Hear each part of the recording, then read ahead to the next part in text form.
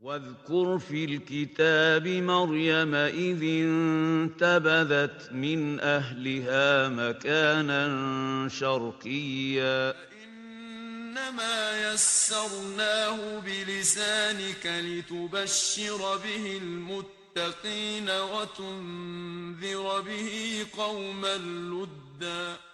بسم الله والحمد لله والصلاة والسلام على رسول الله. الحمد لله حمدا يوافي نعمه ويكافئ مزيده، وصلى الله على سيدنا محمد وعلى آله وصحبه أجمعين. اللهم علمنا ما ينفعنا وانفعنا بما علمتنا وزدنا علما يا كريم. رب اشرح لي صدري ويسر لي أمري واحلل عقدة من لساني يفقه قولي. رب زدني علما رب زدني علما رب زدني علما. اللهم لا سهل إلا ما جعلته سهلا وأنت تجعل الحزن إذا شئت سهلا. Welcome all to another episode of Embracing Quran as we explore Surah Maryam. Allah subhanahu wa ta'ala said, فَأَتَتْ بِهِ قَوْمَهَا تَحْمِلُهُ. Maryam alayhi salam, she's had a child now, and she's also rejuvenated a little bit through having the dates that Allah subhanahu wa ta'ala had provided for her and drinking the water that Allah subhanahu wa ta'ala allowed to gush from below her. And now she is starting to rejuvenate and going back to her people. Allah subhanahu wa ta'ala says, فَأَتَتْ بِهِ, she brought the child, Isa alayhi salam, قَوْمَهَا تَحْمِلُ. She brought the child to her her family and her people at large, تَحْمِلُهُ, as she was carrying it. They, in turn, they replied to her, قَالُوا يَا مَرْيَمْ لَقَدْ جِئْتِ شَيْئًا فَرِيًّا. They replied to her and said that, "O Maryam, you have done something extremely, extremely evil." Right? You have done something very suspicious. You've done something which is, we're not really sure about what you have done, right? Perhaps it was something haram. That's what they're envisioning in their minds. And remember earlier on, she had also said that she was afraid of this. قالت يا ليتني مت قبل هذا ولم وكنت نسيا منسيا. She said that I had wished that I had died prior to this event of having a child, and I had been forgotten in the time, right? وَكُنْتُ نَسْيًا مَنْسِيًا. And I was basically a forgotten individual that nobody really cared of. Why? Because she was afraid that they're going to start accusing her and they're going to start poking fun at her chastity specifically. And that's exactly what they did. They started to say, "Ya Maryam, O Maryam, لَقَدْ جِئْتِ شَيْئًا فَرِيًّا. You've done something very, very evil." And they didn't stop at that. Now they started to poke fun even at her family members. You know, because sometimes when people do something evil, people don't just stop at their evil by accusing them specifically. They start going to the family members as well, and they say, well, you know what type of a family does she come from? What type of a family does he come from? And so on and so forth. So that's exactly what they did. They didn't stop at her. They started to say, Ya ukhta Harun, O sister of Harun. Who's Harun? Harun is either Harun alayhi salam, the brother of Musa alayhi salam, or he is Harun, a person from the time of Maryam alayhi salam, from the Israelites. Or he's an actual blood brother of Maryam. So in the first scenario, if he were to be Harun alayhi salam, then she would be from the progeny of Harun, or she would be from the progeny, one of the progenies offshooting from Al-Harun, right? Or, that's the first possibility. And the second possibility, as we said, is that he happens to be a person from the Israelites. And this person to them, by the name of Harun, was known to be not a chaste person, an evil person, a wretched and a wicked individual. So they started to say, you used to wear your hijab, and you used to do all these different things, and you used to take a veil up between us and yourself so you can go worship Allah and seclusion with Allah, and now you've become Ukht Harun. Now you've become the sister, like in terms of behavior and attitude of this person by the name of Harun. Or, last but not least, that Harun is literally her blood brother. And this blood brother of hers was known to be a pious person as well. So they started to say, your brother is that way, and you are going down this direction. And that happens in our times as well, when you see a person who's really pious, and then the children of that person, they start to do some evil. People start to say, well, you know what, the father is like this, and he's doing all these things and teaching the world, or he's praying salah and he can't even take care of his kids. The reality is that people shouldn't be held responsible for the actions of other people, so long as there's no negligence involved. Meaning, a child to a father may go a totally different direction, good or bad. A father may be evil, someone who drinks, may Allah preserve and protect all of us. Ameen ya Rabbil Alameen. Someone who does all sorts of evil, but Allah subhanahu wa ta'ala blesses the child to go another direction. Similarly, the son might be, or the daughter might be, very pious, but the father they might become evil, but the fathers and the parents in general happen to be very pious. So we're not supposed to be accusing one another because of people who we are related to. Right? There's no guilt by association. وَلَا تَزِرُ وَازِرَةٌ وِزْرَ أُخْرَى. That a person shouldn't be held responsible for the actions of another. يَا أُخْتَ هَارُونَ. Oh, أُخْت هَارُونَ. Oh, sister of Harun. So now we know the three possibilities. And I think this is in reference to Harun alayhi salam. Wallahu a'lam. يَا أُخْتَ هَارُونَ مَا كَانَ أَبُوكِ امْرَأَ سَوْءٍ. Your father was not an imra'a saw. Your father was not a very, evil person, right? وَمَا كَانَتْ أُمُّكِ بَغِيًّا. And your mother was not a filthy woman as well. Your mother was not an unchaste woman. Your mother was not a prostitute. Your mother was not, didn't go down that direction. We know your mother to be a very chaste woman. We know your father to be a good person. We know all of your family members. You even know your brother to be a good person, right? And as we said, brother meaning relative, right? So we know all of your relatives to be great people from centuries old till today as well, and then you go down this direction. Now remember, the test of Maryam alayhi salam is what? That she's been silenced. She's been told to stay quiet. She can't speak right now. And that's what makes the test really difficult, because people are accusing you left, right, center, and you can't say anything in defense for yourself, right? Because Allah subhanahu wa ta'ala told Maryam alayhi salam what? He told her through Jibreel alayhi salam, فَإِمَّا تَرَيِنَّ مِنَ الْبَشَرِ أَحَدًا فَقُولِ إِنِّي نَذَرْتُ لِلرَّحْمَنِ صَوْمًا فَلَنْ أُكَلِّمَ الْيَوْمَ إِنْسِيًّا. That if you were to see any human being, period, male or female, relatives, not so, black, brown, yellow, whatever, if you see any human beings, period, at that moment, what do you say? إِنِّي نَذَرْتُ لِلرَّحْمَنِ صَوْمًا.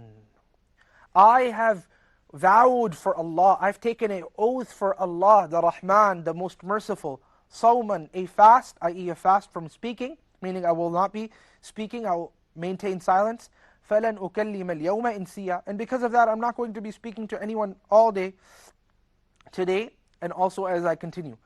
So Allah subhanahu wa ta'ala had commanded her to maintain a fast from speaking, meaning abstinence from speaking, and she was doing just that. And so when they came to her and they started saying all these things to her, she didn't respond back. Allah subhanahu wa ta'ala says, فَأَشَارَتْ إِلَيْهِ. So she simply pointed towards the child. فَأَشَارَتْ إِلَيْهِ. She pointed towards Isa alayhi salam. قَالُوا.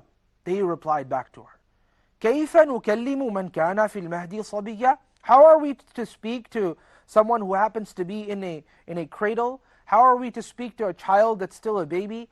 Sabiyya, and he's still a baby. We can't speak to someone like that, right?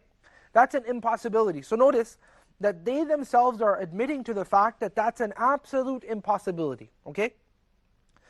And the reason why Allah subhanahu wa ta'ala had them do this, it's just the nature of human beings. You talk to the child and he'll tell you, immediately you'll say, what is this child going to tell me, right?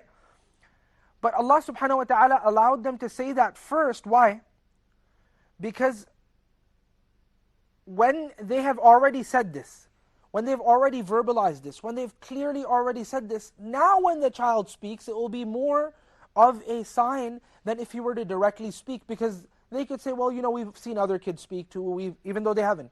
But sometimes the istikbar, the arrogance of people goes really, really far. But over here, they already admitted to the fact that we cannot speak to a child that is in al-mahad, that is in the cradle, because he's so young, he's a sabi.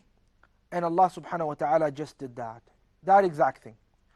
And some narrations have it that Isa alayhi salam was suckling at that moment, literally. He was feeding from his mother.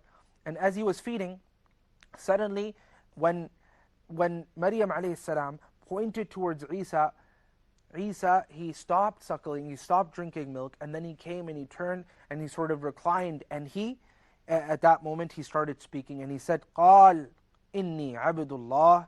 What did Isa alayhi salam say? Please join us in the second part of this episode as we continue the story of Maryam alayhi salam. Jazakumullahu khairan. Wassalamu alaikum wa rahmatullahi wa barakatuh. كتاب أنزلناه إليك مبارك ليدبروا آياته وليتذكر أولو الألباب كتاب أنزلناه إليك مبارك ليدبروا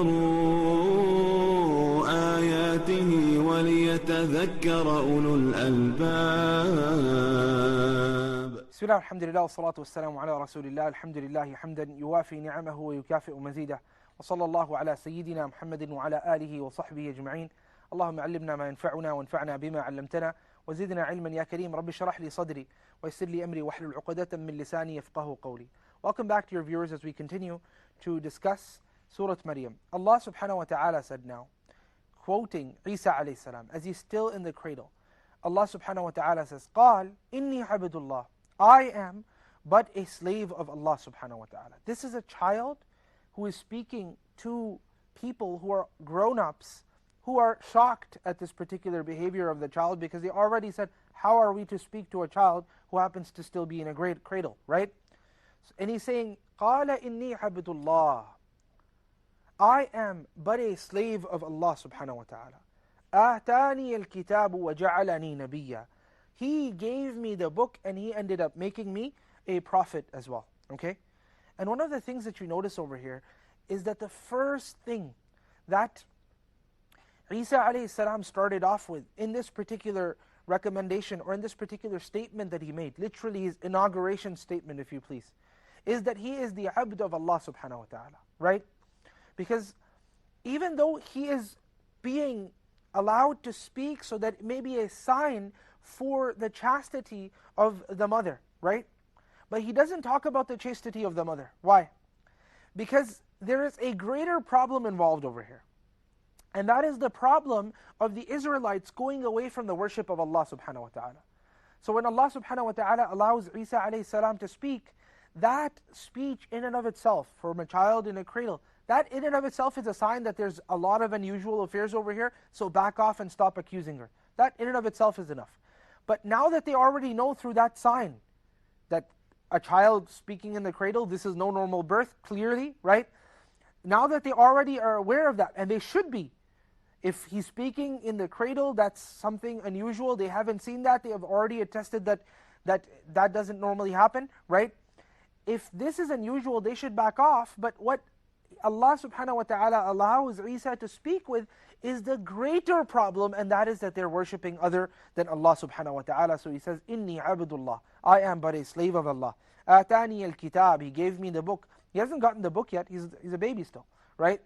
He will eventually get the book. But because the qada of Allah, the decree of Allah subhanahu wa ta'ala, when Allah subhanahu wa ta'ala has decided something, it occurs definitely, even if it's going to be after 10, 15, 20 years, and Allah subhanahu wa ta'ala has given us a warning of the fact that this will happen, we have to rest assured that this will happen. And that goes for all of the prophecies that the Messenger sallallahu alaihi wasallam gave us as well, right? Many a times we see certain prophecies within the sunnah of Rasulullah sallallahu alaihi wasallam in our times. Some people, they start to say, well, this looks too awkward. This looks like something that will never happen. This looks almost impossible. This looks like it's a movie or something, right? Especially the events that will happen towards the end of times. We say no, if it's authentically reported from Rasulullah, and we have something to, that is clearly mentioning this from the Messenger sallallahu alaihi wasallam, we accept it because we know that وَمَا يَنْطِقُ عَنِ الْهَوَىٰ, he doesn't speak from desires, rather in huwa illa wahyun yuha, rather it's just a revelation coming to the Messenger sallallahu alaihi wasallam from Allah Rabbul Izzati wal Jalal. And that is the case with this baby. Literally, a baby has enough submission that sometimes other people do not have. He knows that Allah subhanahu wa ta'ala has decreed that Allah will make him a messenger. This is something that he was told. So as he's still a baby, he's saying, أَعْتَانِيَ الْكِتَابِ, in the past tense. He's given me the book. As in, he'll give it to me because he's sure, so sure, he uses the past tense, right? And we do that sometimes. Sometimes, like someone is asking, person A is asking person B for something, right? Can I have your car for the night? And as of yet, the night hasn't come, right? And the person just wants to make him be rest assured that you will get it, inshallah ta'ala. So we say in English sometimes, consider it done, right? Or it's done, by itself. That's a past tense. You don't say it's done, but you say, okay, I will do that. I will give it to you. But over here, Isa alayhi salam is speaking in the past tense because he's that sure of the fact that he'll get the book. آتاني الكتاب. He gave me the book. وَجَعَلَنِي نَبِيًّا. And same goes for جَعَلَنِي نَبِيًّا as well. That he made me a prophet, as in he will make me a prophet, but because he's so sure of the decree and the divine decision of Allah subhanahu wa ta'ala that he uses the past tense. وَجَعَلَنِي مُبَارَكًا. And he made me Mubarak as well. You see, my dear brother, my dear sister, the thing is that first we have to attain the ability to convey the message of Allah subhanahu wa ta'ala. The messengers, because of the purity that Allah subhanahu wa ta'ala saw within their hearts, Allah subhanahu wa ta'ala, and their ijtihad, their own personal, their efforts that they made to try to purify themselves by seclusion, such as the case of the Prophet Muhammad sallallahu alaihi wasallam, and such as the case of Maryam alayhi salam as well, and such as the case of many of the prophets. So by their own efforts, or just by the purity upon which they were created as well. So when we attain that purity, that is when we can become recipients of the knowledge of Allah subhanahu wa ta'ala to deliver that knowledge onwards. But we have to gain purity. And that's why the Prophet sallallahu alaihi wasallam used to stay in Ghari Hira for a long period of time. And that's why when the first revelation came and then fatar al-wahi, the wahi stopped, the Prophet ﷺ, he used to continue to worship Allah subhanahu wa ta'ala. In fact, one of the first revelations, the Prophet ﷺ was told what? Ya ayyuhal muzammil qum al-layla illa qalila. O muzammil, O person who's been wrapped in a cloak, go and stand up the night except a portion of it. Nisfahu, different portions of that night. The point is Allah subhanahu wa ta'ala is telling the Prophet ﷺ that go and worship during the night time. Okay? So as he's worshipping during the nighttime, the Prophet ﷺ is purifying himself to become a recipient for more wahi so he can transmit that knowledge onwards. Similarly, Isa alayhi salam, he says, Inni Abdullah, I am a slave of Allah. That worship and servitude to Allah allowed him to get what? Atani al-kitab. That allowed him to get the book. وَجَعَلَنِي نَبِيًّا. And that allowed him to also become a prophet. And after this entire circle of prophethood, the book, and worship even before that occurred, that's when he said, وَجَعَلَنِي مُبَارَكًا. And he's made me a Mubarak person, i.e. a blessed person. The scholars, they said, مُعَلِّمَ النَّاسِ الْخَيْرِ. That Allah subhanahu wa ta'ala made him a person who would teach the people goodness. وَجَعَلَنِي مُبَارَكًا أَيْنَمَا كُنْتُ وَأَوْصَانِي بِالصَّلَاةِ. That Allah subhanahu wa ta'ala made me Mubarakan. أَيْنَمَا كُنْتُ. Wherever I was. That's a powerful statement. Allah made me Mubarak wherever I was. You see, when we actually work towards being recipient of the divine khair that comes from Allah subhanahu wa ta'ala, right? When we actually work towards being recipient for the openings from Allah subhanahu wa ta'ala, then we become Mubarak, then we become blessed wherever we are. And that's the true sign of a person who Allah subhanahu wa ta'ala has chosen for this message. That in every situation, in any situation, Allah subhanahu wa ta'ala makes him Mubarak. Right? Allah subhanahu wa ta'ala makes him blessed. And the way to do that is to be patient. In our times, because of all sorts of media outlets that we have, social media and so on and so forth, people are always just ready to give, even if they haven't attained anything. And the scholars, they say that a believer is like a tree. And Allah subhanahu wa ta'ala says this in the Quran as well. مَثَلُ كَلِمَةٍ طَيِّبَةٍ كَشَجَرَةٍ طَيِّبَةٍ أَصْلُهَا ثَابِتٌ وَفَرْعُهَا فِي السَّمَاءِ تُؤْتِي أُكُولَهَا كُلَّ حِينٍ بِإِذْنِ رَبِّهَا. That the example of a pure word is like the example of a pure tree. أَصْلُهَا ثَابِتٌ. It's firmly rooted within the ground. وَفَرْعُهَا فِي السَّمَاءِ. And its branches are towering within the heavens, right? And that's because a tree takes a long time for it to grow. Once it finally grows, it's able to produce that fruit and grant that fruit to humanity. Similarly, when a person is patient in receiving the knowledge and receiving the information that he'll be disseminating to people to try to correct, if he's patient in that process, Allah subhanahu wa ta'ala allows the person to tower further and grant further, and He makes him such that تُؤْتِي أُكُولَهَا كُلَّ حِينٍ بِإِذْنِ رَبِّهَا. That it grants its fruits at every single moment by the leave of our Lord. And that's why Isa alayhi salam, he said the same thing. He said, وَجَعَلَنِي مُبَارَكًا. Allah made me Mubarak. Allah made me blessed. أَيْنَمَا كُنْت. Wherever I was and whenever I was. وَأَوْصَانِي بِالصَّلَاةِ. and He also granted me the wasiyah. He granted me the will. He commissioned me to do what? To pray salah. Was zakat, and also to give zakat. Ma dumtu hayya, so long as I live. That was the wasiyah of Allah subhanahu wa ta'ala to Isa ibn Maryam. That was the wasiyah of Allah subhanahu wa ta'ala, the will of Allah, and the recommendation of Allah, the binding recommendation of Allah subhanahu wa ta'ala to Isa alayhi salam as well, and that is that he prays salah, and that is that he gives zakat as well. You see, as-salat is the best of ibadat when it comes to what? When it comes to al-ibadat al-badaniyah. When it comes to the acts of worship that happen to be done by the body. And az-zakat is the haqq of al-mal. And zakat is it's the right that Allah subhanahu wa ta'ala has placed upon wealth. So Allah subhanahu wa ta'ala collected within this wasiyah and within this recommendation between two different types of worship. The worship which happens to be a worship by the body, and also the worship which happens to be worship by the money, and so on and so forth. وَمَا دُمْتُ حَيًّا, so long as I live. So that shows us that as-salat and zakat are actually pillars, or are actually shara'i', signposts within other religions as well, and we're not the first religion who had received these two particular acts of worship. The only difference, however, is that Allah subhanahu wa ta'ala had made salat different between different religions, meaning that some of them had more prayers to pray, some of them had less prayers to pray, and so on and so forth. And the Messenger sallallahu alaihi wasallam, he after conversing with Allah subhanahu wa ta'ala in the journey of al-Isra wal-Mi'raj, he was granted for his ummah that his ummah prays 5 daily prayers. I ask Allah subhanahu wa ta'ala to strengthen us to do that. Ameen ya Rabbil Alameen. Ma dumtu hayya, so long as I remain, and so long as I'm alive. Allah subhanahu wa ta'ala continues and He says, وَبَرًّا بِوَالِدَتِي, and also بَرًّا بِوَالِدَتِي. And I am bar biwalidati. I happen to be pious and dutiful to my mother as well.